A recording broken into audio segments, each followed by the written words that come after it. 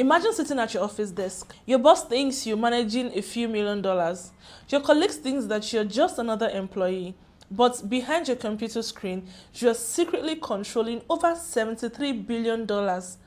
This actually happened. This is more than the annual GDP of some countries, and no one has a clue. This isn't a movie. This actually happened. The year was 2008. One of France's most oldest and respected banks, by the name Société Générale, had been operating for over 140 years. It had tens of thousands of people, and its risk management systems was considered among the best in all of Europe. Every trade was monitored, and every position was supposed to be checked. The bank believed that its system was nearly impossible to be fooled. But inside the bank, one man already figured out how. His name, Jérôme Caviel. Unlike many elite traders, Caviel did not graduate from any prestigious business school. He wasn't from a wealthy family. Neither did he arrive at the bank as a superstar. In fact, his first job wasn't even trading. He was working at the back office, and that is where most people ignore. The traders on the trading floor were stars, and people at the back office simply processed paperwork. But while everyone saw paperwork, Caviel saw something much more valuable. He discovered which systems talked to each other, and more importantly, which systems didn't. He knew how investigations started. He knew what triggered alarms. He even knew how temporary errors appeared in the system every day. Years later, that knowledge would become one of the most dangerous weapons in financial history. Eventually, he was promoted to the trading floor. And finally, he was making trades instead of processing them.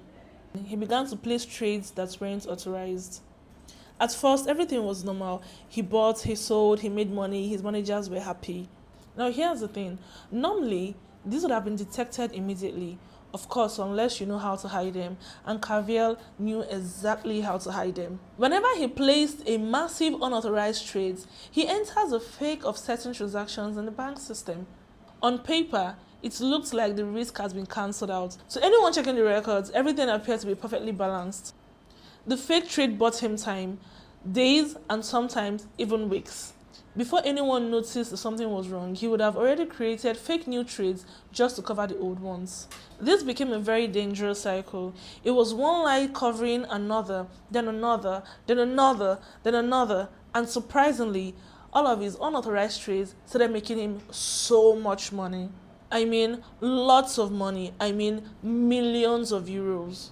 His manager saw impressive profits, and instead of asking him critical questions, they congratulated him. The more money he made, the more confident he became. He started believing something very terrifying, that he was smarter than the system. His positions became larger and even larger. Then millions became billions, and no one stopped him. At one point, his hidden trades were so large that it exceeded the total market value of Société Générale itself. Think about that. One employee was secretly risking more money than the company that employed him was worth. And still, nobody knew. Then came January 2008. Markets around the world had become increasingly volatile as global financial crisis was beginning to unfold. The losses weren't small. Every hour, millions of euros disappeared. Prices started moving sharply, and Caviel's trade suddenly began losing money. Fast. The losses weren't small. Every hour, millions of euros disappeared. He tried the same tricks that worked before. He entered more fake trades, delayed confirmations. He even created new transactions just to hide old ones. But the losses became too large. The accounting no longer made sense. This time, the computers noticed. A routine review uncovered unusual transactions. Compliance officers started asking questions. At first, Caviel gave an explanation and more explanation and more explanation, but the evidence kept piling up. One fake trade led investigators to another, then another, then another, and within hours, the bank realized something almost unbelievable. One trader has secretly accumulated 49.9 billion euro in market exposure. That's roughly $73 billion at the time. Executives couldn't believe what they were seeing. Some even thought that it had to be a computer error. Others believed that hackers had broken into the system, but it wasn't hackers and it wasn't foreign spies. It wasn't organized crime, it was just one employee sitting at his office desk. The bank had a terrifying problem. They simply couldn't leave these positions open. If the markets moved further against them, the losses could even be larger. So they made a desperate decision. Close everything immediately!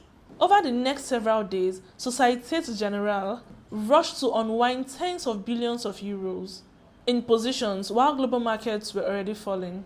It was like trying to empty an ocean with a bucket. Every sale pushed prices further. Every trade locked in more losses. When it was finally over, the bank announced losses of 4.9 billion euros. At the time, it was one of the largest trading losses ever caused by a single individual. News outlets couldn't believe this. How could one person hide this for so long? How could one of Europe's biggest banks fail to notice? This scandal sparked investigations across the financial industry. Banks everywhere began reviewing their internal controls. Risk management procedures were rewritten. Trading desks faced stricter oversight. And Jerome Carville became the most infamous trader in history. He was arrested, tried in court, convicted. Until this day, people still argue about what really happened. Some believe that he acted alone.